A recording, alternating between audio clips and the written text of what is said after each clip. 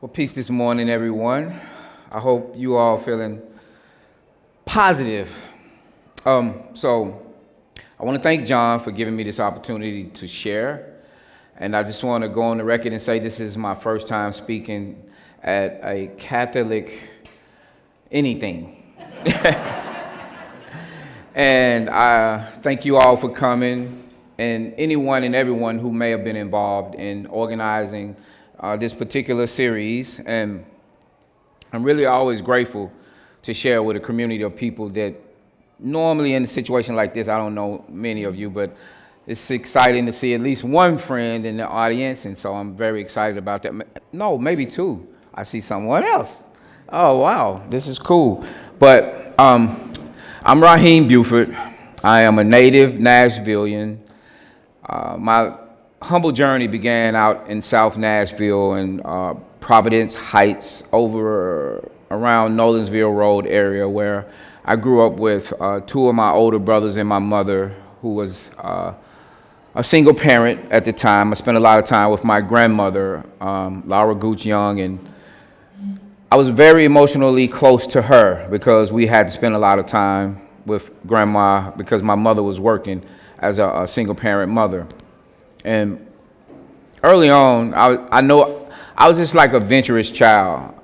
Just a few quick stories. I remember climbing into a tree, and like the cartoons, how like the branch would break and the cartoon characters would actually fall, but they never got hurt. I did. I fell from the branch of a tree, and I didn't know at the time, but I had broken my arm. But because of the way it felt, I thought it was my stomach because I couldn't articulate the pain. And I was telling my grandmother it's my stomach. And the next thing you know, by the time my mother had taken me to the hospital, they were about to charge my mom with child abuse because my arm had been broken, and I don't really know what the doctors knew, but maybe for some time. And I was just like thinking about that as a child, because later on in life, that same energy would take me into places that normal kids would not go. I had this fearlessness, but it was more curiosity for me. And as we grew, and my mother added to the family two more siblings, my sister Jackie, my brother Donnell, we would move from South Nashville to northeast Nashville, where my mom, she would eventually get married to a man who would become my stepdad. And for the first 2 years, it was great. But after that, this nice man became a monster in many ways. He was violent in his ways. He was an alcoholic, and he would smoke marijuana at home, and we would see all of this. And as children, you're just there. You don't really know, but you can feel, you can sense. And as we would go through school, myself, I had trouble learning. And I don't think I had a learning disability. I think that the curriculum and the style of teaching was flawed because much later I would learn that I was an auditory or visual learner, and I needed information that I could see and understand just with a conversation. But I didn't know that growing up, so I made very poor grades, D's and F's, and at some point I actually thought I was dumb. And that was crazy because how can a child think this way? But that was my thinking at the time. And I remember taking these classes where reading support, and I would learn how to read. And that was pretty good, but it wasn't enough because I didn't comprehend the words. I could pronounce the words somewhat, but I couldn't comprehend the words. So I really still didn't have any understanding. And so school was really not a good experience for me. And in time, I would find myself doing deviant things. Me and my brothers, we would go out and be in the neighborhood, and we would fight other kids, and that was just part of how we grew up. And one thing leads to another. We're stealing bubble gum out of the stores and things like that. And so by the time I'm like 8, I've had encounters with the law. And by the time I'm 11, I'm arrested. And by the time I'm 14, I've been into juvenile detention. And I want to share this with you so you can understand the person over a stretch period of time. And it was Christmas Eve. I'm 16. I'm in a stolen car that my homeboys, you might say your friends, had given to me. And like I said, that spirit, adventurous, didn't really, fearlessness or whatever you want to, you can call it what you want to call it, but I'm in a stolen car. And it's a really sad story, but I really want you to understand that you got to know how people end up in places like the criminal legal system and what we call criminals, quote unquote. All of that is just a whole nother, it's just not right once you break it all down, because I can help you to understand a different point of view. But I was arrested. I actually had my girlfriend in the car with me. And I know it's so sad because she didn't know. And we were arrested. I'm in juvenile detention on Christmas Eve. My mother left me there because in her mind, she's sick of it. She's tired of it. Because I have 2 older brothers. They're getting into trouble too. This is not their story. I'm telling you about mine. I got like a whole lot of narratives that are actually true, but I'm just telling you about mine. I was following my brothers. That's how I actually learned how to do crime. And I know that's bad, but it's just true. So when I got out that next day in Christmas, and in Christmas in our home, it was like, it's one time you're going to get something new, maybe one gift, maybe a few items like a pair of pants and some shoes or something like that, or a shirt and some underwear. But this time, I didn't get anything. And that was a problem for me because I was so used to getting something. And I kind of knew my mother was trying to, at least that's what I thought, but I actually didn't get anything. And the only thing that I had gotten was these shoes that I had purchased for myself. And I'm just thinking, because that moment did something inside. I really can't tell you what it was, but what happened is, because of that arrest, by the time I'm 17, I was committed to the juvenile detention reform, and I was sent to a place called Spencer Youth Center in 1988, a little after my 17th birthday, and I would be there for a stretch of about a 6-month period. But in that stretch of a 6-month period, my grandmother died. And that was the first time I felt pain and no one had hit me. And so growing up in the South, corporal punishment is the technical, nice way to say it, but abuse is the factual way to say it, because my mother, she didn't know. And my stepdad, he didn't know. It's just a carryover from slavery. You know, you use pain to control behavior. And that's what my parents thought they were doing. But it really didn't work. It actually created a lot of trauma and so many other things inside of us. But this is the first time I'm feeling pain, and no one had hit me, and I didn't know why. Because I had never experienced death before in my life. And so this was the next level, because I was given a pass to attend the funeral. And so I'm in this funeral and I'm seeing all of this, I'm hearing, I don't know what's going on. And I clock out in the sense that I'm not there. I'm checked out. But me and my stepbrother would slip off and we would go, and this is the first time that I committed a robbery. It was on Nolensville Road. We went in, we got the money.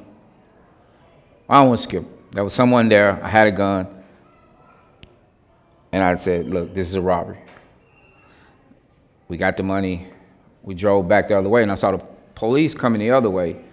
And you never really get away in life with anything that you do, because if you can see it, it's recorded somewhere, somehow. And I guess it depends on what you believe, but the fact is that there's a memory of that thing that was done.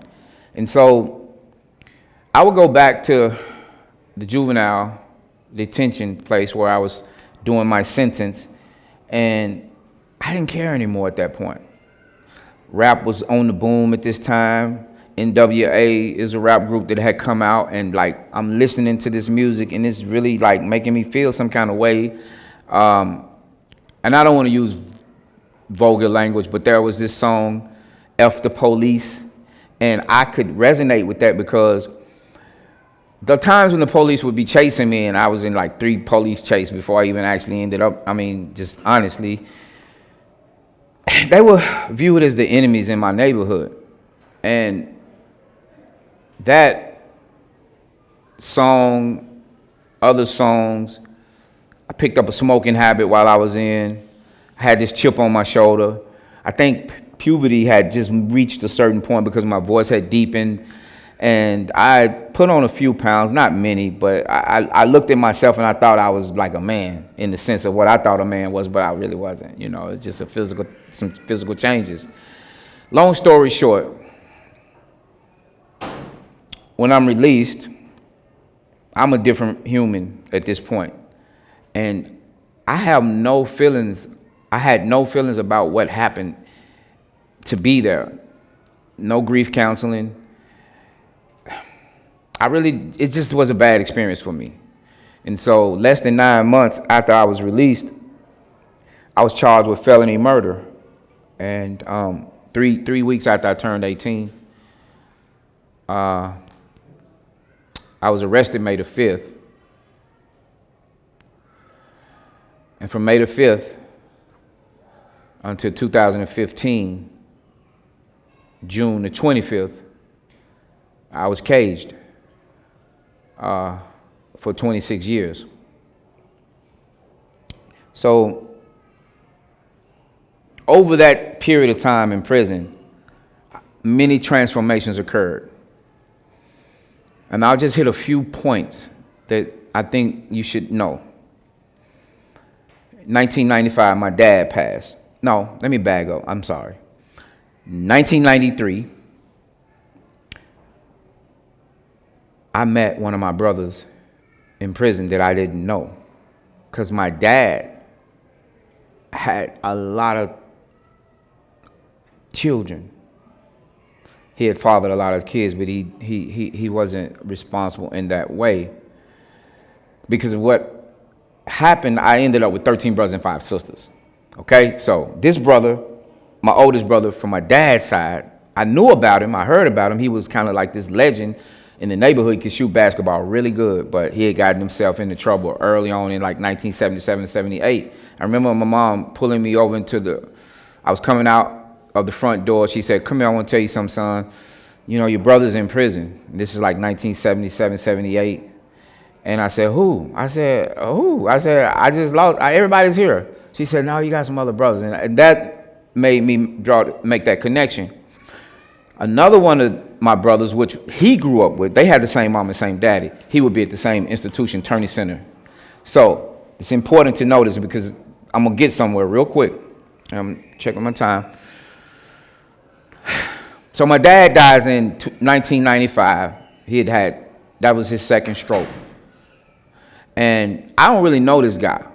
I mean, he didn't, I remember when I was little, like washing us up and teaching us manners. Yes, sir, no, sir. And he wouldn't let us, make sure we called him daddy and all of that. But in terms of those times when I needed that father figure, he wasn't anywhere around. And I will tell you one story how he came back around, but I don't want to say that now. I just want to stick with the prison part about it. So my brother and my other brother, they shackle us up, chain us like this, right? And they get these armed police or prison guards, and they take us to the funeral. And so I'm looking at this man. I see some of my features, but not many. And I don't feel anything. And this is my dad. But my other brothers, I'm looking at them, and I'm like, I can tell they're really visibly shaken because they grew up with him. He was in the home with them. And I see others, my sisters, and others crying. My mom, I see her, but she's not crying. She's just like standing up in the back, looking stoic, no real expression on her face. Next, that following year, my oldest brother, and we're at Turney Center, and you need to know about Turney Center. I'm gonna just go. I gotta go on and give it all to you. Turney Center is in Only, Tennessee, in Hickman County. It's surrounded by the Duck River. There's 99% white employees there. When I got there, they had a picture of General Lee and Nathan Bedford Forrest on the wall as you go into the visiting gallery. And I was at that institution, you know, from 1991 all the way to 2002. But to understand, this is a place that is a very violent place at that time. And so my brother is in the pod. I'm in a cell with him. And the pod is a place inside of a prison where all of the, you would say inmates, we say insiders because we don't like to use dehumanizing language, because the minute you accept that a human being is other than human, you can justify not treating that person like that person should be treated. So there's this fight going on, and these vice lords, which are tribes, you would say gangs, I would say tribes. I don't see them any different than the Anglos, the Saxons, the Celts, the Normans, the Goths, the Visigoths. I mean, like, we don't always associate and connect, but they were tribes to me. And they're beating up on this guy that grew up with my brother, and he jumps into it. But that's what you don't do in prison, because once you jump into something, it becomes your business. And so my brother put me into a situation because we're Bufords. And by the time it's over with, they sent word to the Hill at Turney Center that the Bufords, plural, ganged the vice lords. So this put my life in danger. This is 96. My brothers don't come back to the compound. They don't get up and go. And I can't. I have a life sentence in 20 years. So I have to face these people. I'm knowing it's going to be violent. I could lose my life. But I was willing to lose my life to be a man in that sense, because I couldn't do my time in protected custody. So I told my brothers what I was going to do, and they didn't show. So that created a problem, because I ended up getting into a gang fight myself, and for whatever reasons, it worked out for me. And I was by myself. And I'm just speaking about these transformative moments that happen, and now I'm talking to you so you can understand that it's just not, you don't go to prison and then, you know, you go to a cell and then you hang out, you go back to the cell and you hang out, you go back to, you face these things. I saw 13 people murdered while I was at Turney Center. In the year 2000, and this is what you never want to happen in prison, as I get this call and they say, go to the chaplain's office. It's the last thing you want when you're in prison, because you know it's never going to be good news, because they don't call you to the chaplain to meet Jesus. I mean, just really. And I'm trying to just lighten it up a little bit here, but that's not why they call you to the chaplain from the cell. You go to the services. And so when I get there, he said, my friend Chaplain Welburn, he said, I'm not going to say, I'm going to just put you on the phone. Puts me on the phone. My mother's on the phone. She's kind of sobbing, and she says, your sister is dead. I said, what? Yes. Who? I have two sisters. My mother birthed. She said, Jackie. And so I would later learn that my sister Jackie was murdered. And the guy that killed my sister, he was trying to kill my brother. And it's so much detail that goes with this, but I'm just giving you the gist of it. This time, I'm shackled up. I'm feeling some kind of way about my brothers, but one of my brothers is able to go. And I see my sister.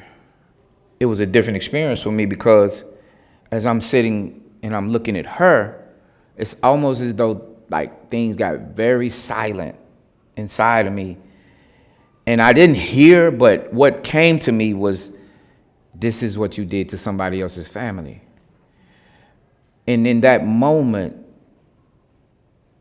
something was different about my being in prison than before, because I had this real experience that was unfortunate, but I had it, and it's like, wow.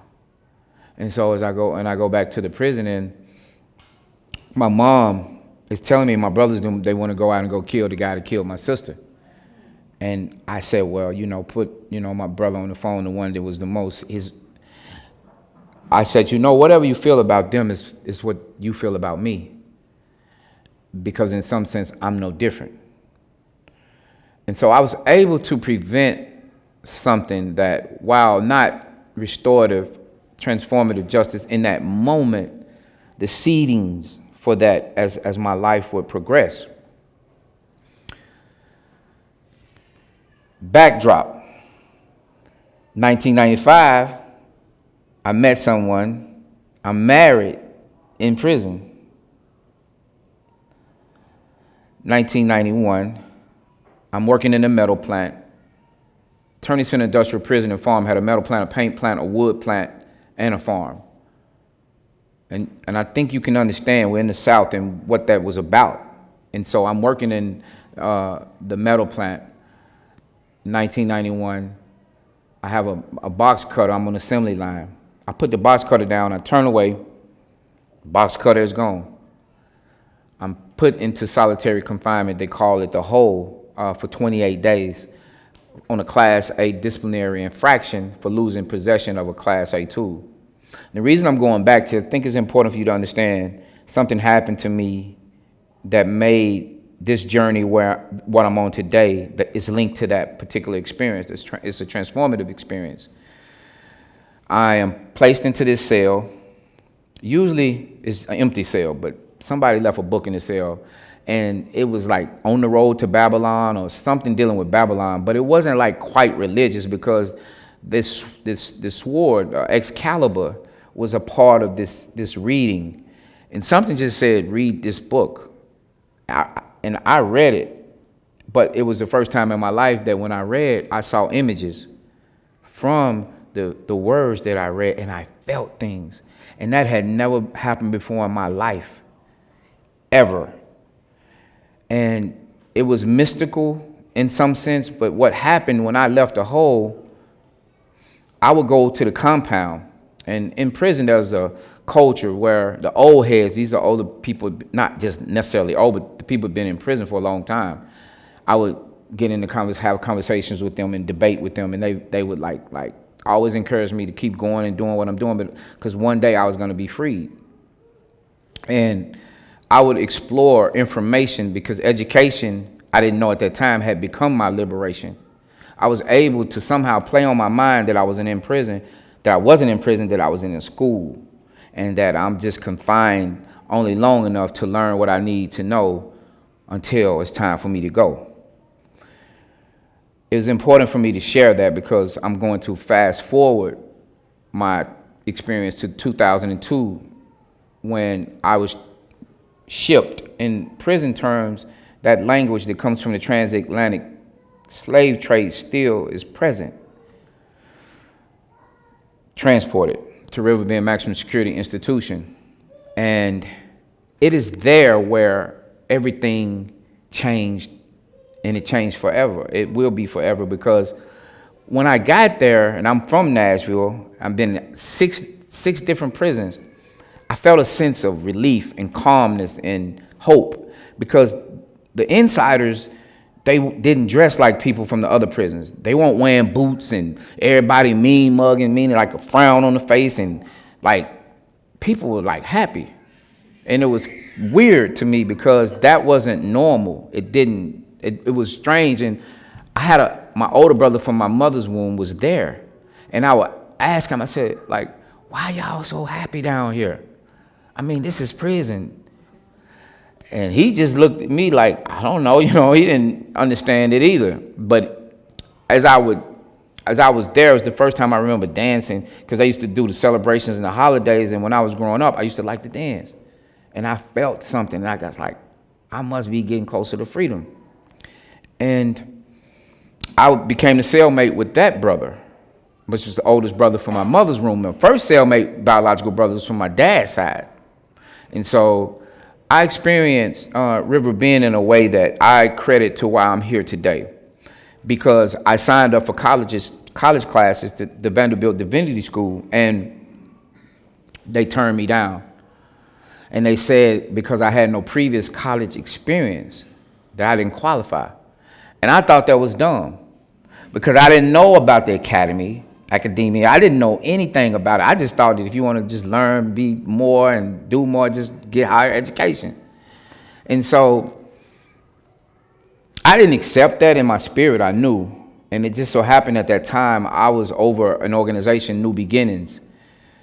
And I had a little office that was adjacent to the classroom in the school. And I would see these students and professors walk down the sidewalk, they looking like happy and stuff, and I'd be like, I wonder what they're teaching in there, because I think I should be there. And like on the third week when I saw this, I would go and I would look into the window, and I did that for about 3 weeks. And like on the third week, a white lady came to the door, and she said, young man, why are you looking through this window? I said, ma'am, I believe I should be in that room.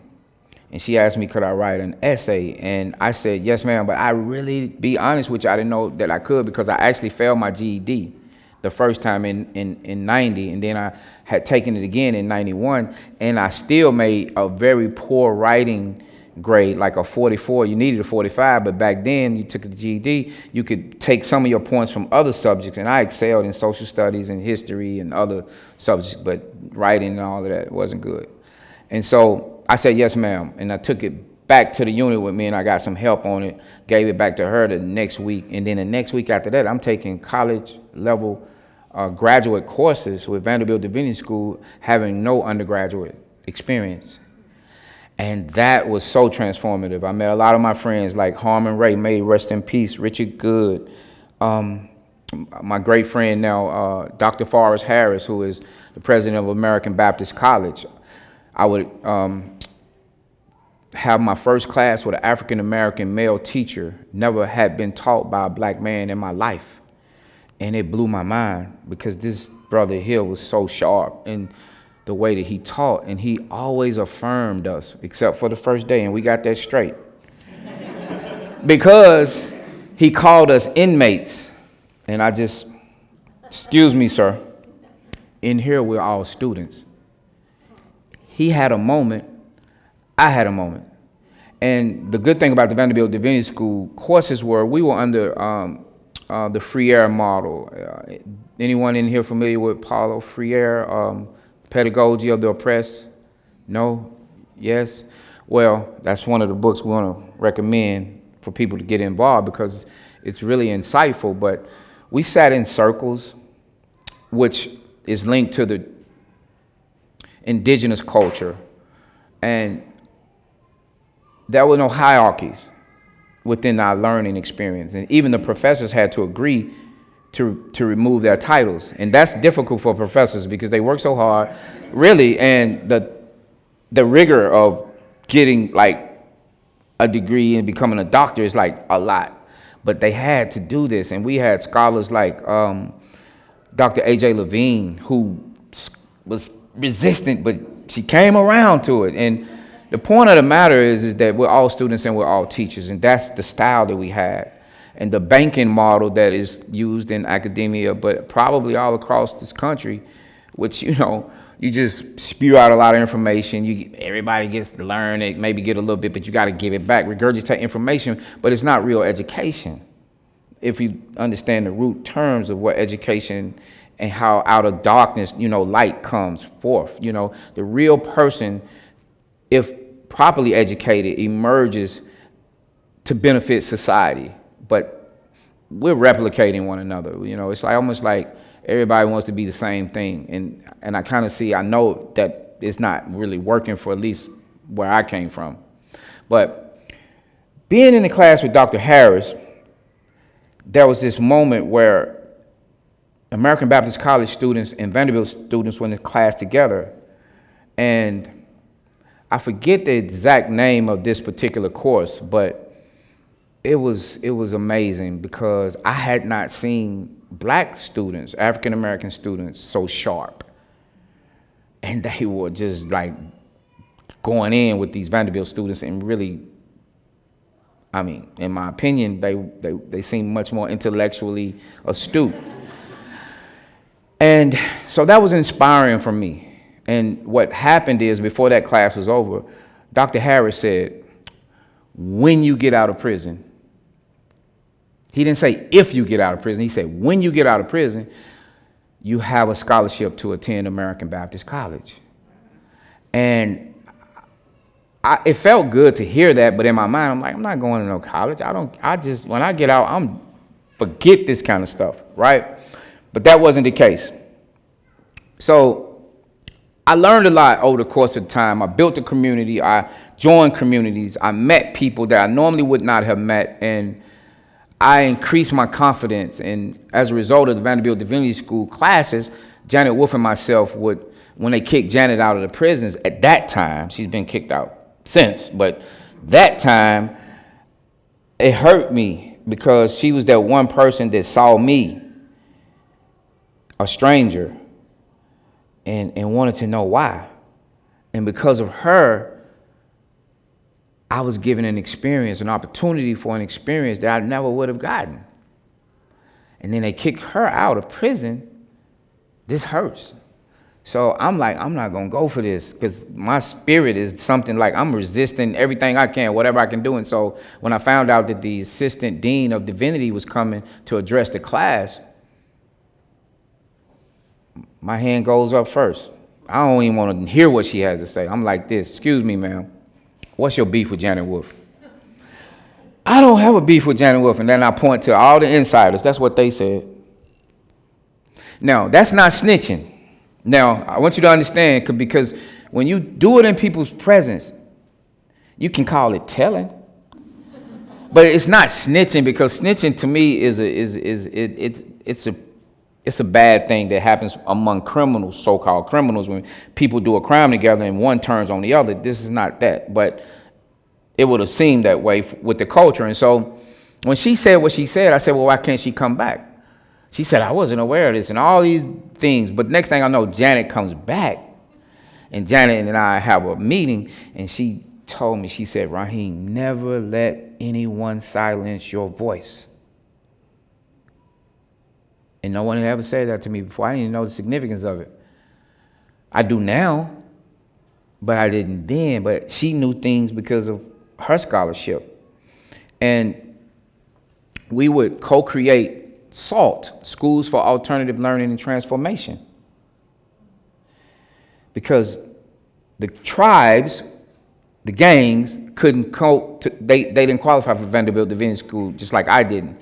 So we created an atmosphere for them to learn. And what I saw is when Aryan Nation, Aryan Brotherhood, Crips, Bloods, Gangster Disciple, El Rookins, Piru, all these tribes, these gangs sit in a circle and they divorce these titles, and their humanity emerges when they are seen. Different than the pictures painted in the media. Moving forward, what made my Riverbend experience probably, it would never be repeated for anybody in prison in Tennessee, I know, unless maybe we change it again. But we would go on we had meditation with Dixie Gamble. She taught us meditation. She gave us therapy, free. Julie Russell would come in and teach us yoga. So we would have different ways to connect with the body and to know that the body is more than just this thing you look at in the mirror, that it's amazing. And we would have these moments where volunteers would come in the holiday seasons and bring Christmas packages in or holiday packages in, and they would come into the units, and we would see all of these people looking like you all, mostly, just there and present with us. It was quite a transformative experience to have, to be inside. But times change. And I would go and experience a lot more, I'm in class. I'm not in class, but I'm supposed to go to class. This guy named Tom Warren comes by. It's like 2007.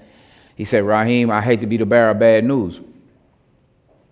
And he gives me an article. And the article says, Killer Angers Dad. It's an article about me where a reporter had taken my story, and I said I didn't want to be a part of that, where they was trying to investigate people on death row who had cell phones and MySpace accounts, but he couldn't get anybody to participate. And somehow he found my story. He had contacted the family of the people that I had harmed without me knowing. And that was something I wasn't expecting, because then I'm in this paper, and his sister, she's saying, he ain't never gonna get out, and a lot of stuff, because we'll be there to protest him. 2012, I get a letter from her, and she's asking me a lot of questions. And I'm like, oh, wow. I'm answering her questions because I really want her to know how I feel, because contrition is something that, it's not a word.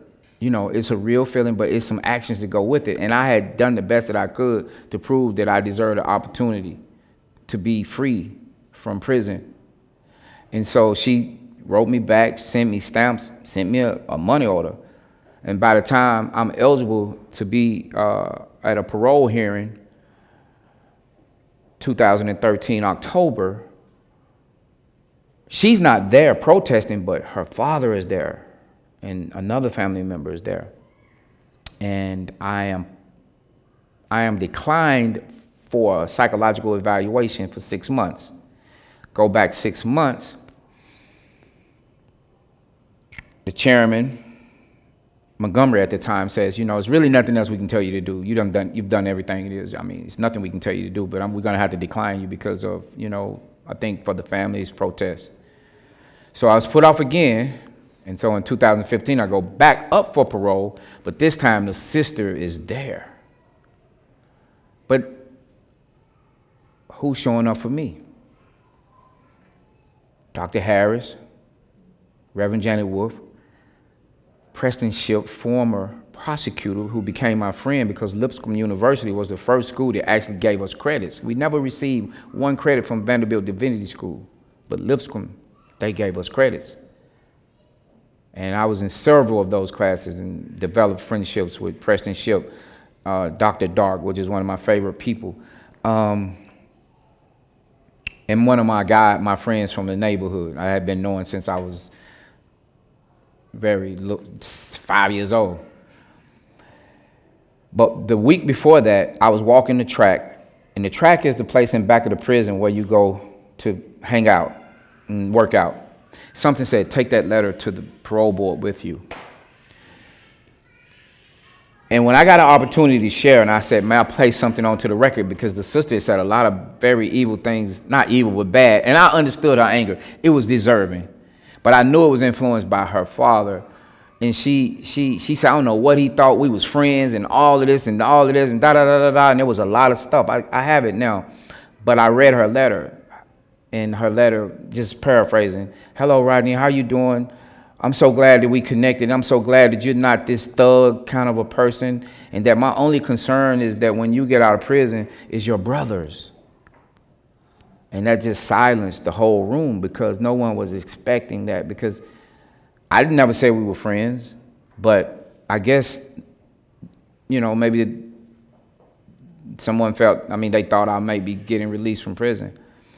So as I wrap up this story about how I got to this point, I just want you to understand I was released June the 25th. And I made a lot of promises, and I believe I've kept my promises. I took my scholarship from prison that Dr. Harris gave me. I graduated from American Baptist College summa cum laude in 2019, first generation college graduate. Founded Unheard Voices Outreach, which is a nonprofit 501c3 organization that I really use my real life experience to help families, help people in prison prepare for parole, get out, transition back, and so many other things. I couldn't even begin to tell you all of the things that we do. And out of that, I co-founded Bridges to Freedom movement, which centers the voices of family members who love someone in prison. And what I want to do is just share a few little facts, not a little facts, but some facts that I think are very important, and you may know or you may not know, but the statistics in incarceration. And in the U.S. population today, over 2.1 million people are incarcerated. We have the highest incarcerated state of human beings in the world, and we're only 4%, 5% of the world's population. But what I like to do is center it where we are. And in the state of Tennessee, there are roughly 27,000 people caged. This number varies depending on your source. And this was as Tennessee Department of Corrections in 2023, so you can find these statistics yourself. But here's what I really want to focus some concentration and some energy on, is that in Tennessee in 2023, Tennessee held around 12,000 parole hearings, but only 4,000 individuals were granted parole. Many of those denied parole had done everything possible to qualify for release, yet remained locked up, separated from their families, their communities, and they qualify to be released. In Tennessee, there is no right to parole. But if you in this room decide that you want to go a little deeper, Unheard Voices Outreach has a Watchers Project where you can actually attend parole hearings and you can see what goes on. And you can see how our tax dollars are being used. And we're not saying people should not be held accountable for the things that they do wrong, because we should. But to hold people beyond what is necessary and to say that we have a crisis, mass incarceration, that is created because you refuse to release people from prisons is something that we should know, right? So I want to make a connection to the Catholic social teaching. Catholic teaching calls us to recognize the human dignity in every person, including those behind bars. As my friend Janet Wolf reminds us, we are all called to see the image of God in everyone, including those who are incarcerated. The church's commitment to justice and mercy asks us to challenge the systems that degrade human dignity, like mass incarceration. Brian Stevenson, has anyone heard of this author, just by show of hands? So he has penned a book titled, probably Just Mercy. But I want to share some things with you that he knew or that he developed, that he believes, that I think maybe can resonate with you. And this is what he said. He says that powerful tools for understanding and confronting the criminal legal system. Here's something you should know. Proximity. And I don't want to embarrass her, but I have to say it. I have a friend in here, Deborah. She met me in prison.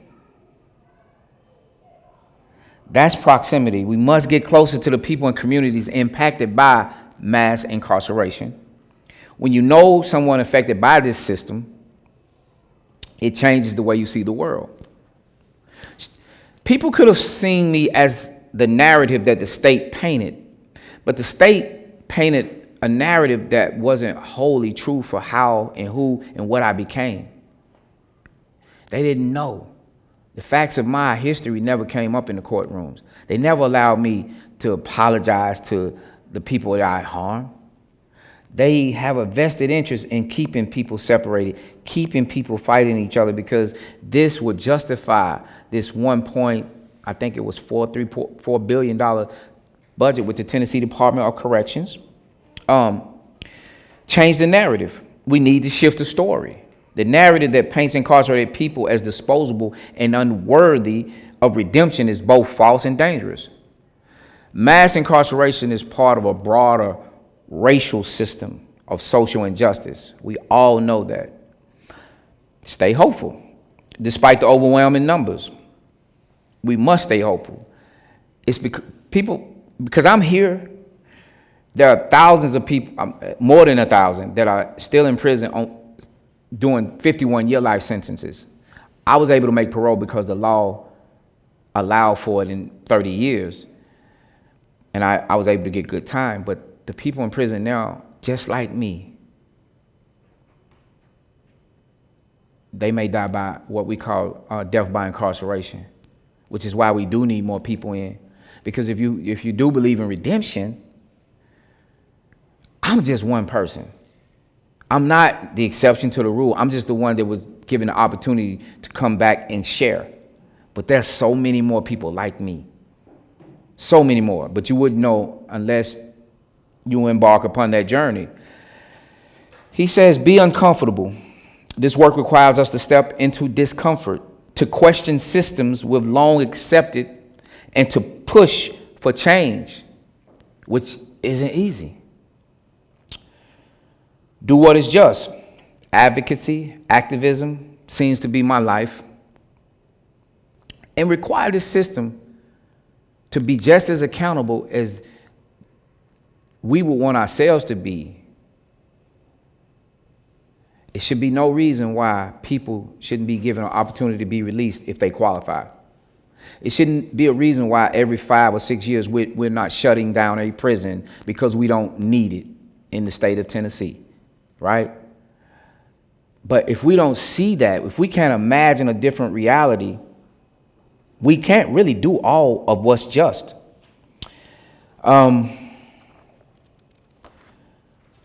I could go a little bit more on what I shared, but I do have a call to action, and this is how you can support reform from the point of view of how I see it. First, what you're doing now, this is excellent, that you would even come and listen to someone who, you normally wouldn't hear. We need you to help us advocate for change, not just in parole, but right now we have this thing called truth and sentencing. We have a supermajority, ultra-conservative Republican power that is dominating the legislature. I don't have a party because my votes, my right to vote was taken. You may often hear, how did you lose it? We didn't lose it. They were taken in the 80s. I was a part of a campaign where Khalil was running for senator in prison. Politicians in Tennessee said, no, we're not going to be coming to prisons and asking for votes.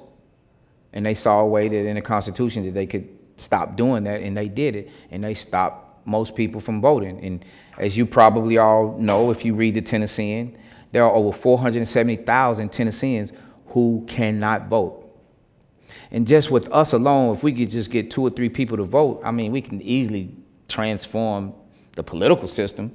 But the best way to keep the power as is, you keep people out who would probably engage. And so we want you to think about focusing on transformation and restoration as you think about, how I can get involved. You can volunteer with Unheard Voices Outreach or our Bridges to Freedom movement. You can go to www.bridgestofreedom, or you can go to www.unheardvoicesoutreach.org.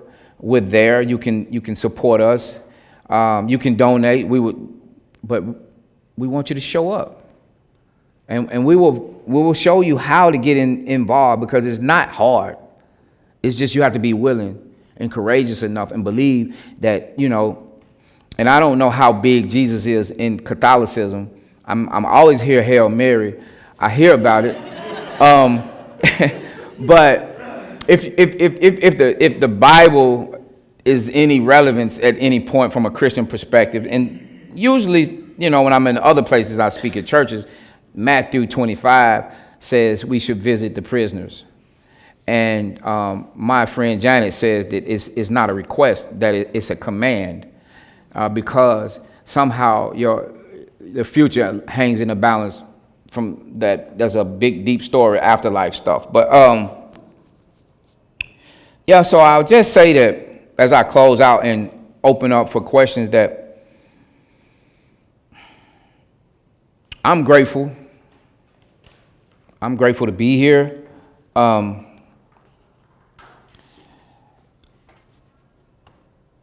not special. I think other people deserve the same opportunity as myself. And that's who I fight for. And that's why I'm here. We can create a new system. Restorative, transformative justice system. You know, certain things can't be restored, but we can transform. Because I'm here looking at you. And everything I said happened. And I have a great life. My first principle that I live out of is freedom. I love my life. I don't want to brag about it, but I'm happy 85% of the time in my life. And I have a reason, because I know what freedom is not. And it's a different experience for me. But there are some people that we need to help, I believe, deserve the same opportunity as myself.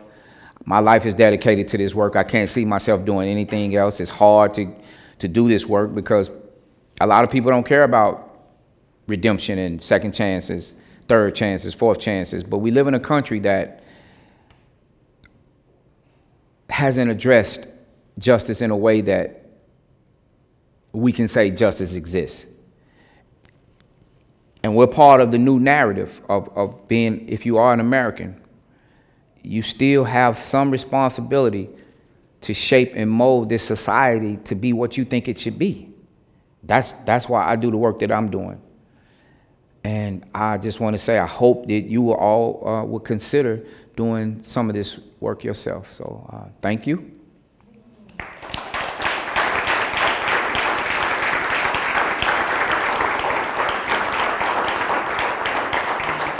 Yeah. And I went a little long than I wanted to, but I definitely want to take any question that you may have. Your name and your question? Mary Jo. Mary. And I'll preface it by saying that I received my deepest understanding of Eucharist through a witness by someone like yourself. Great. And it was profound and continues to be over the years.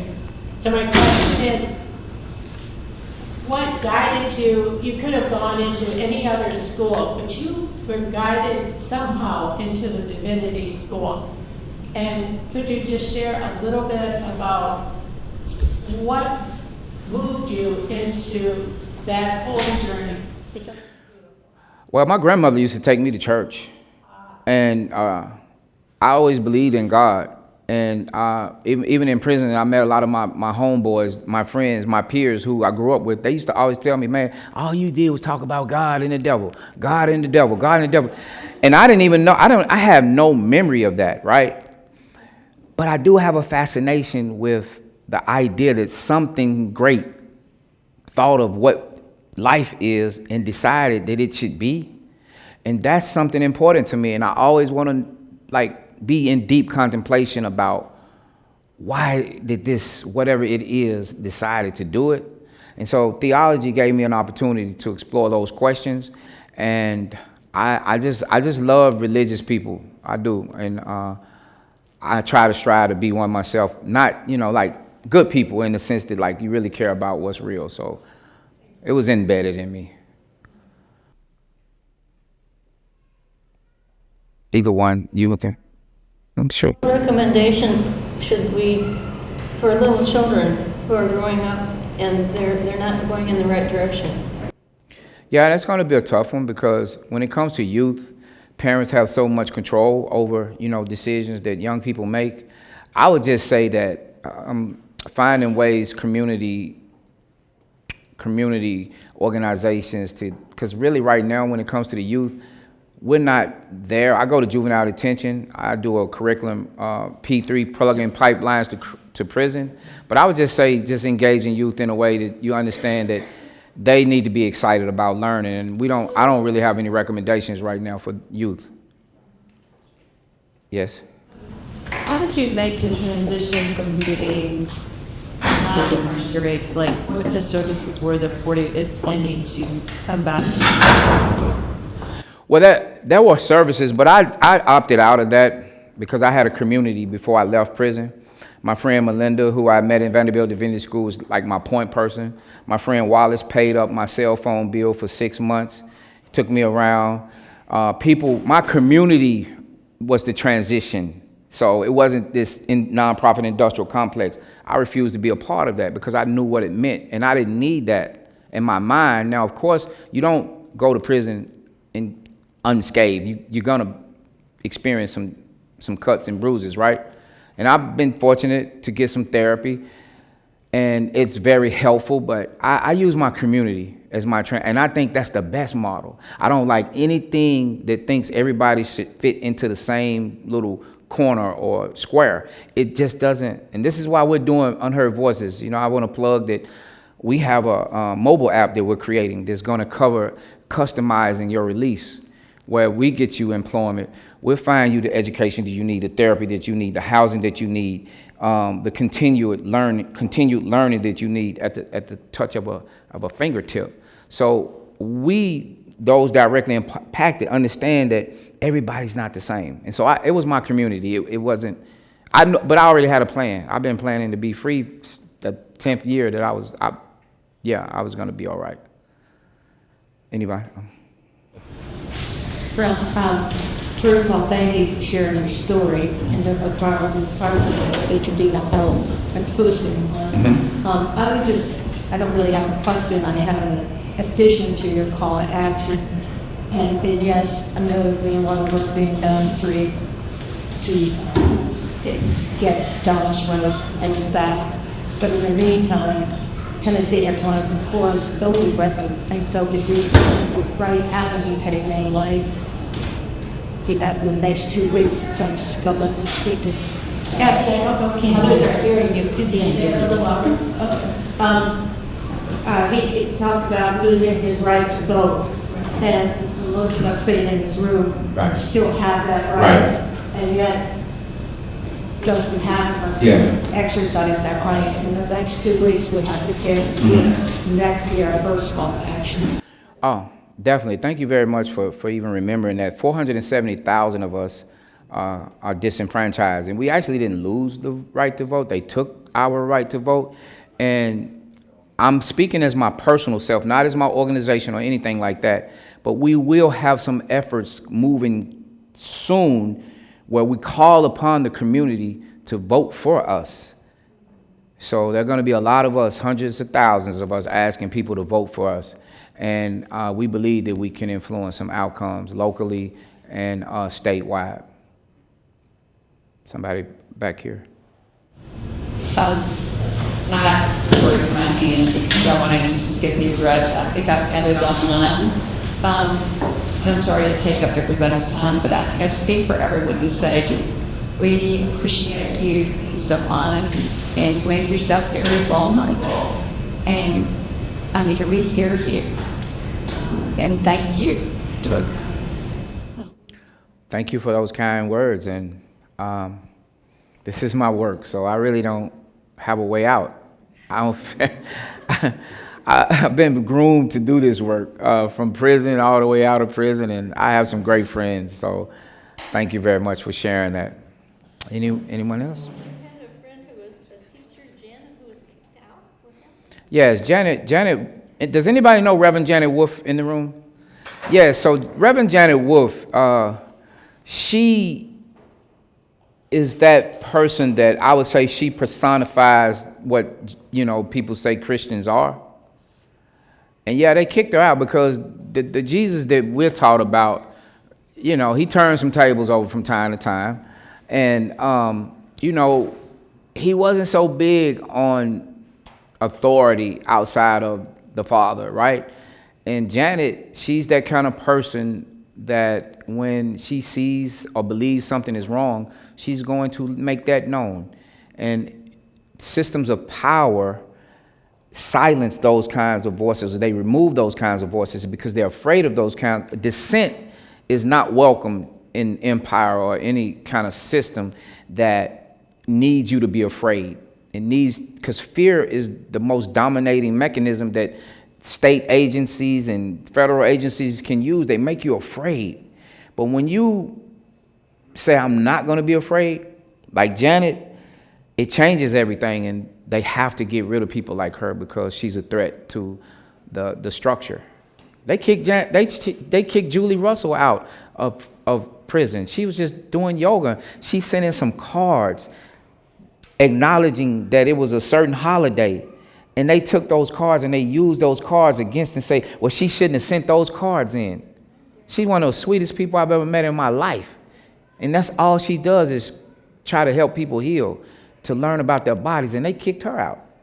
And you all don't know about it because you don't know about it, right? But you can learn about it. So I know that in 2018, the First Steps Act was passed, but that just deals with compassionate release for federal prison inmates, Right. which are a very small percentage of the overall incarcerated population. So are you or anybody working on with like the state of Tennessee or any type of legislation? Yes, we actually are working on some legislation, but it's not with the state of Tennessee. In that sense, it's though there are community organizers who are directly impacted. We have this group called Separate Facts, Separate Acts.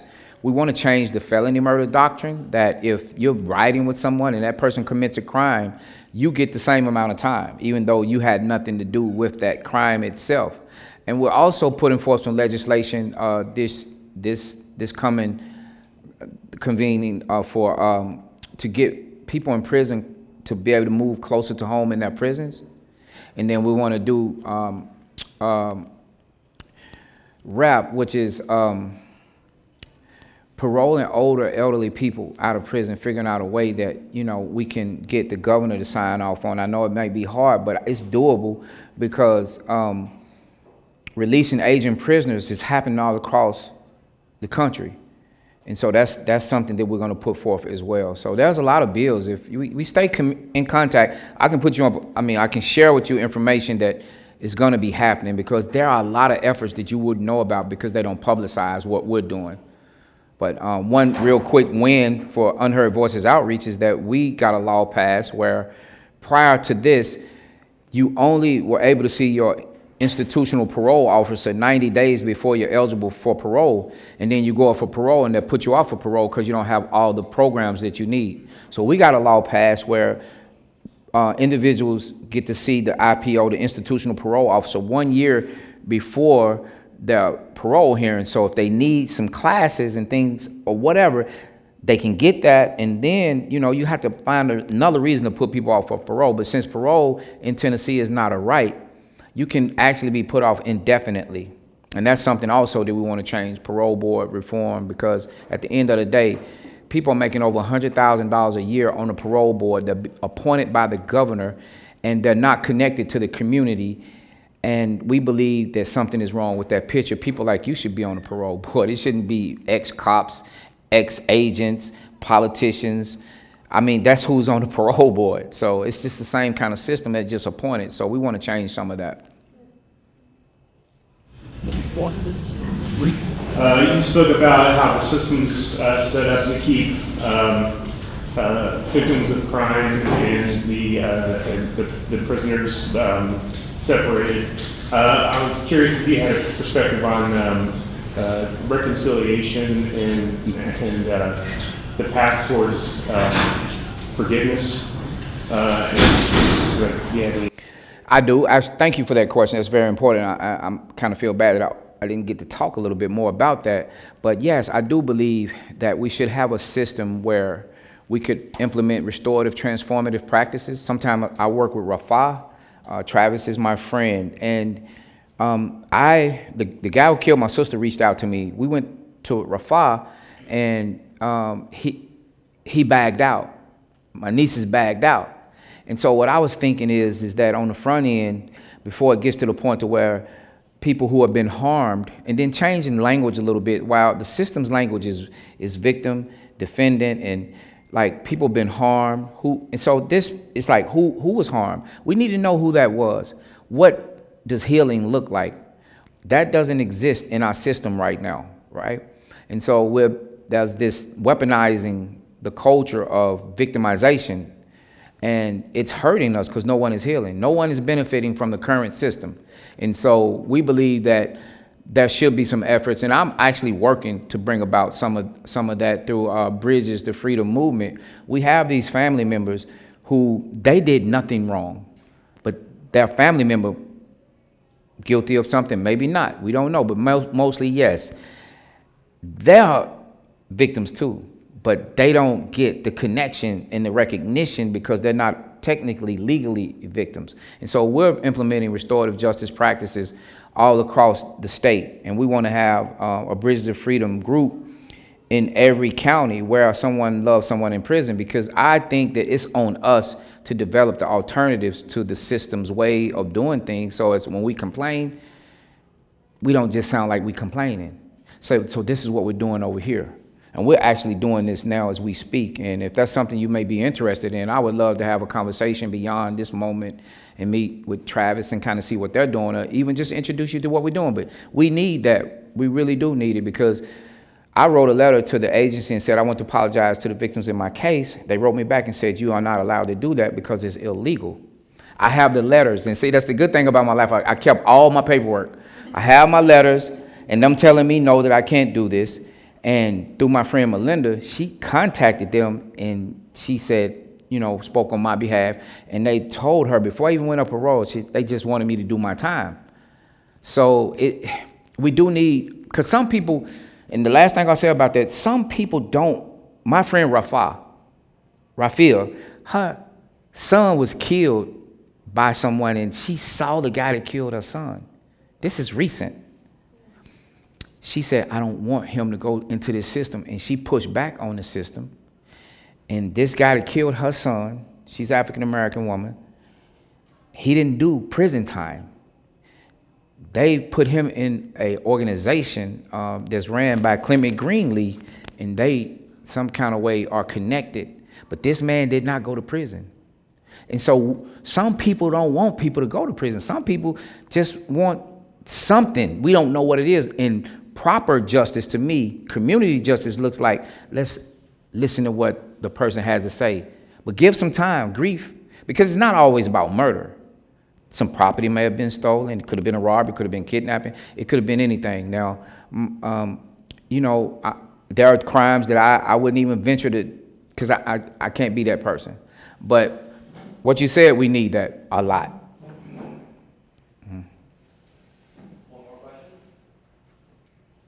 Thank you. Thank you so much. Thank you.